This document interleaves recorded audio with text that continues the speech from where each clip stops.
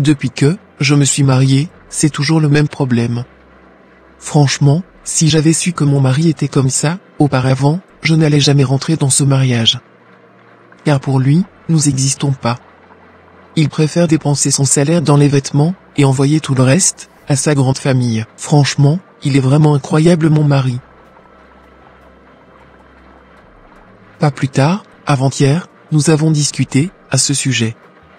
Et il m'avait promis, qu'il allait commencer à participer avec moi, aux charges de la maison. J'espère bien qu'il ne recommencera pas à faire les mêmes bêtises, d'ici quelques jours, quand il recevra de nouveau, son salaire.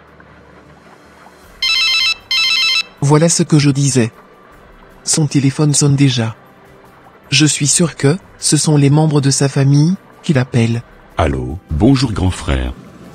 En fait, je t'appelais, pour t'informer que, je viendrai chez toi dans quelques minutes, afin de pouvoir récupérer l'argent que, tu me donnais au début de chaque mois. Non. Ne viens pas à la maison. Attends-moi dans le parc d'à côté. Je te rejoindrai là-bas, pour te donner, ton argent. On se dit à tout à l'heure. Parfait, à tout à l'heure grand frère.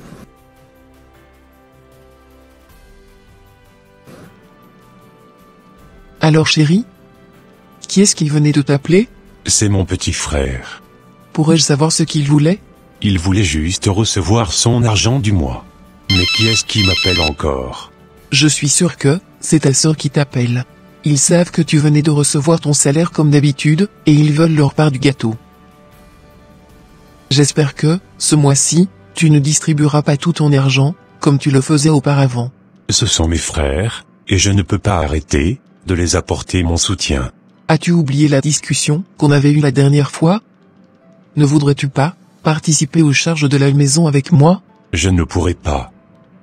Car, il faut que, j'aide aussi financièrement ma famille. Tu sais pertinemment qu'ils n'ont, personne à part moi. As-tu oublié que, nous sommes aussi ta famille, et que tu devrais aussi prendre soin de nous? Tu ferais mieux, de continuer à t'occuper des charges de la maison, comme tu le faisais auparavant. Tu sais quoi? Je suis fatigué.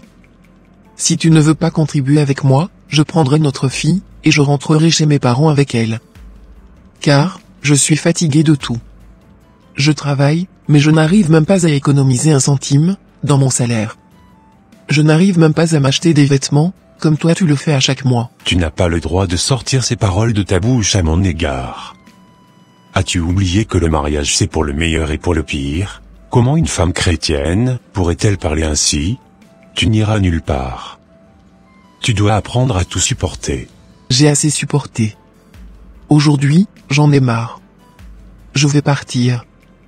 Le jour où tu comprendras que, tu devrais aussi prendre soin de ta femme et de ta fille, je reviendrai. Bon. J'ai assez parlé. Je venais d'entendre tout ce que papa et maman venaient de se dire. Je n'aime pas quand ils se disputent. J'irai voir ma mère, afin de parler avec elle.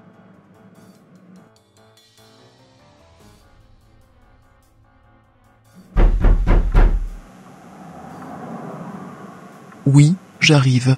Sarah, qu'est-ce que tu veux? Maman, je suis venue voir comment tu allais. Car, j'avais entendu la discussion que tu venais d'avoir avec papa. Maman, je sais que tu souffres énormément en silence. Je te promets que, quand je serai grande, et que je commencerai à travailler, je t'apporterai tous les jours mon soutien. Merci ma fille. C'est très gentil de ta part. Mais sache que, quand tu seras grande, et que tu te marieras, cela ne serait plus du tout pareil. Ne t'inquiète pas maman. Tu seras ma priorité, car, je ne me marierai pas. Quoi? Ma chérie, mais pourquoi tu dis ça? Je n'aimerais pas, qu'aucun homme me fasse souffrir, comme papa te faire souffrir dans cette maison. Non. Ne dis pas ça. Je ne souffre pas. Maman, tu ne pourrais rien me cacher, car, j'entends tout ce qui se passe dans cette maison. Tu sais, dans le mariage, il y a souvent des malcompréhensions, mais, cela finit toujours, par s'arranger. Tu ne connais pas le plan de Dieu. Tu devrais toujours prier en demandant à Dieu d'accomplir son plan dans ta vie. D'accord maman, j'ai compris. Merci quand même, de t'inquiéter pour moi. De rien maman.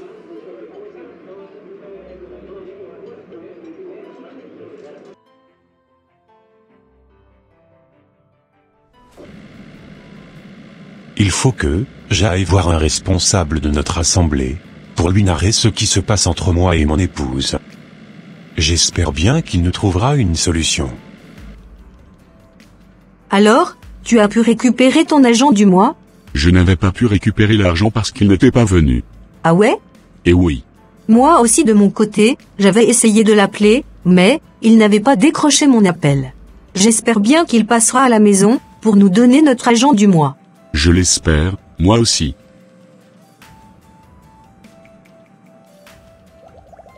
Comme, je te le disais frère, voilà ce qui m'amène chez toi aujourd'hui. Tu es sûr que ta femme avait décidé de rentrer chez ses parents? Oui. Elle venait de me dire cela.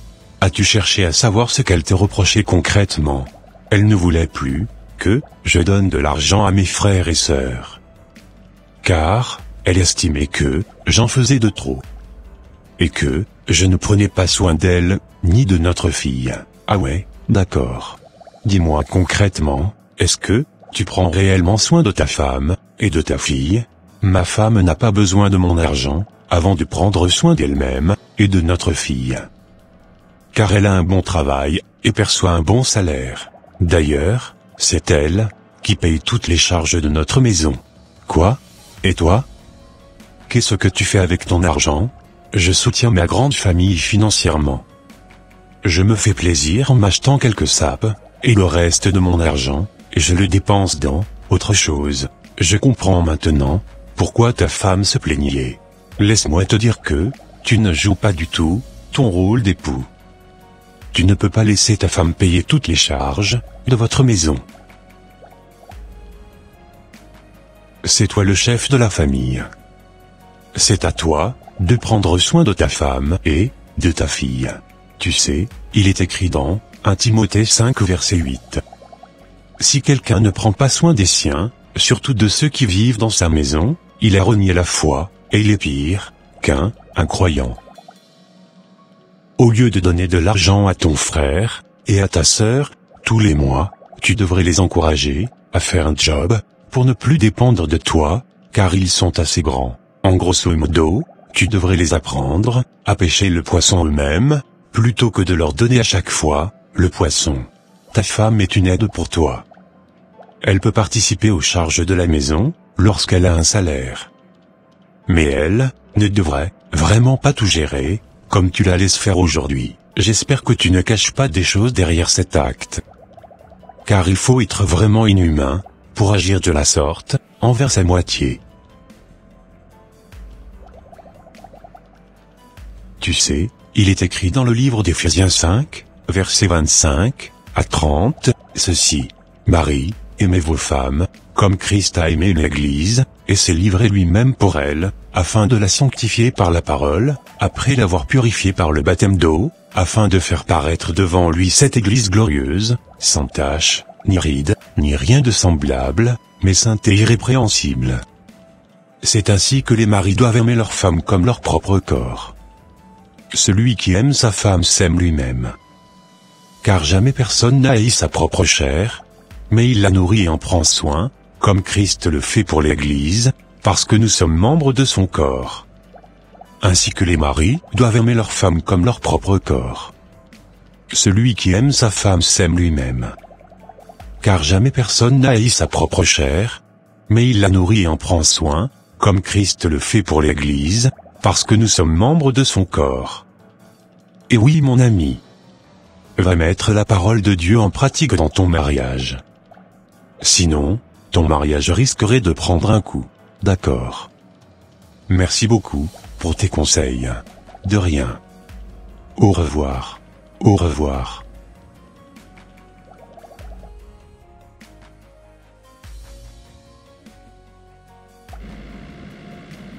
Je pensais que le frère allait rester de mon côté. Mais, non. Franchement, il m'avait quand même donné une bonne idée concernant mes frères, et je le mettrai en pratique. J'attends mon grand frère avec impatience. J'espère qu'il viendra nous donner notre argent. Salut grand frère. Salut jeune sœur. On t'attendait avec impatience. Je sais que vous attendez votre argent. Mais, je suis venu vous dire qu'à partir d'aujourd'hui, je ne pourrai plus vous aider financièrement comme auparavant. Vous êtes assez grande maintenant. Vous devez aller chercher un job. Voilà ce que je voulais vous dire. Ah bon? Tu ne peux plus nous aider? Non. Je ne pourrai plus. C'est ta femme qui te l'avait interdit ou c'est ta maîtresse? Aucune des deux. Tu ne peux pas arrêter de nous donner de l'argent. Tu es assez grande maintenant. Tu ferais mieux de te chercher un travail. Aujourd'hui je vous donnerai la moitié de l'argent que je vous donnais pour vous dépanner. Mais le mois prochain vous n'aurez plus rien. Comment ça? Tu ne peux pas nous faire ça quand même, grand frère. Je suis vraiment désolé sœur, mais il faut quand même que ma famille aussi profite un peu de moi. Accompagne-moi près de la voiture, afin que je puisse te donner ce que je vous avais préparé. D'accord.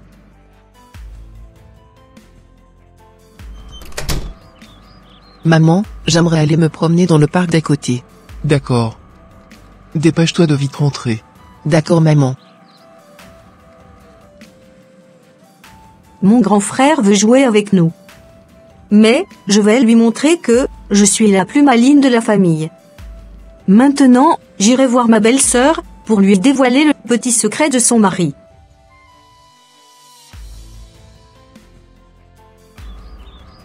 Comme je te le disais, belle-sœur, voilà ce que mon grand frère faisait depuis plusieurs années. Il avait une maîtresse et c'est lui qui payait l'appartement de cette dernière, car elle ne travaillait pas. Ah bon? Depuis quand est-ce qu'ils avaient commencé cette relation? Il sortait avec cette fille avant même votre mariage.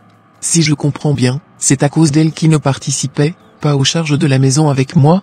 C'est exactement ça. Mais pourquoi, c'est aujourd'hui que tu me déballes ce secret, n'est-ce pas? Parce qu'il avait refusé de ne plus vous donner de l'argent aussi? Pas du tout. Moi-même je n'étais pas au courant de cela. C'est récemment que j'avais découvert sa double vie. Maintenant, tu as toutes les preuves devant toi. Merci quand même pour l'info. De rien. Bon, il faut que je parte. Car je n'aimerais pas qu'il soit au courant de mon passage. T'inquiète pas. Je ne lui dirai rien à propos de ton passage. Merci. C'est très gentil. De rien. Je comprends maintenant pourquoi mon mari avait verrouillé son téléphone et m'avait interdit de le toucher. Je ne pouvais jamais imaginer qu'il me trompait depuis toutes ces années de mariage. Je venais même de lui envoyer toutes les preuves que ma belle-sœur venait de me donner. J'ai hâte de découvrir sa réaction.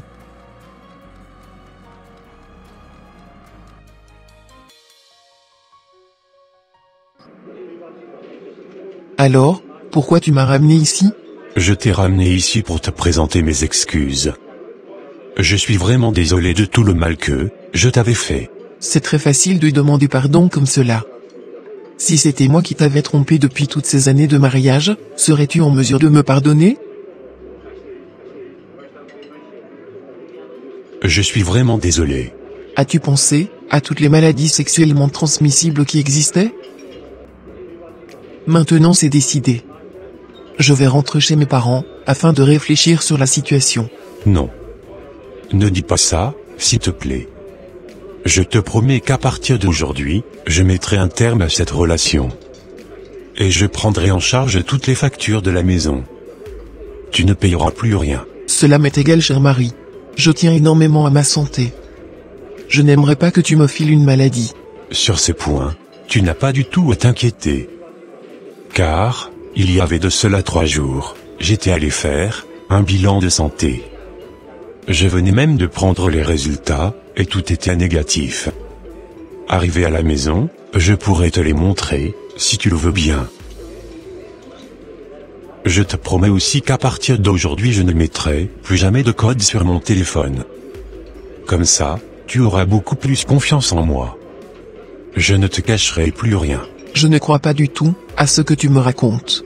Tu sais, j'étais allé voir le frère Mathias aujourd'hui. Et il m'avait donné quelques conseils. Du coup, j'avais finalement compris que je devrais t'aimer comme mon propre corps, et prendre soin de toi. Je reconnais toutes mes erreurs, et je te demande pardon du fond de mon cœur. Accorde-moi une seconde chance, je te promets que tu ne seras pas déçu. Si tu veux, je pourrais même m'agenouiller pour toi. Non. Ne t'agenouille pas pour moi. J'accepte tes excuses. Arrivé à la maison, tu me donneras le résultat de tes analyses. Sans problème. Merci beaucoup d'avoir accepté mes excuses. De rien.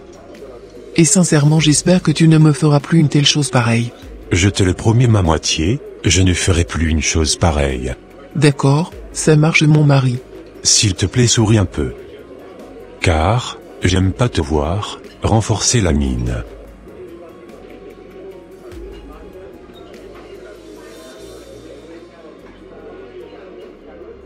Dieu est vraiment grand et puissant. Je remercie vraiment le bon Dieu de nous avoir encore réunis à nouveau. Merci vraiment à lui de préserver notre couple, et de nous éloigner de la séparation. Effectivement ma femme. Gloire et honneur, lui soient rendus, jusqu'au siècle des siècles. Amen.